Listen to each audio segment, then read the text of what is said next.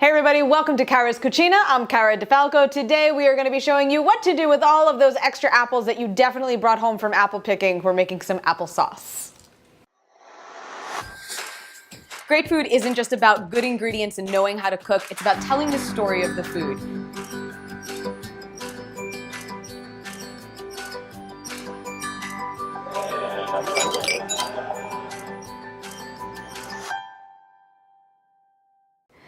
If you're anything like me, you love to go apple picking in the fall, very typical, but then you always wind up with many extra apples that you really have no plans for. So probably one of the best ways to use them up and preserve them is to make some homemade applesauce. So I've got 8 apples here that we peeled, cored, and cubed, and very simply we are going to add to that 1 cup of water, the juice and the zest of 1 lemon, and 2 cinnamon sticks. Now you notice I'm not adding sugar, so I prefer to make a unsweetened applesauce. It's what I prefer to eat and what I prefer to use. Certainly if you wanted it to be sweetened, you could also add in about a ½ cup of sugar.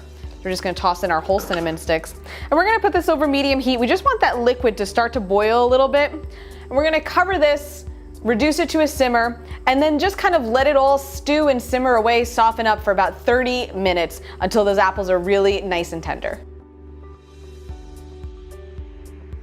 It's been about a ½ hour, so we're gonna check on our apples. You can see a lot of the liquid has reduced, and when I hit them just with the spoon, they're really soft and mushy, which is great. That's exactly what we want. So I'm gonna turn this off altogether now. We're gonna pull out the cinnamon sticks, and at this point you have a couple of options. It really is a personal preference. You can leave it just like this and you'll have a chunky applesauce. You can mash them with a spoon or a potato masher, you'll have it a bit more smooth. Or if you want it completely smooth, or you've got kids at home and they don't wanna have to have any pieces of anything, you can actually toss everything in a blender as well and puree it till it's completely smooth. But before you do any of that, again, we're gonna get the cinnamon sticks out of here first.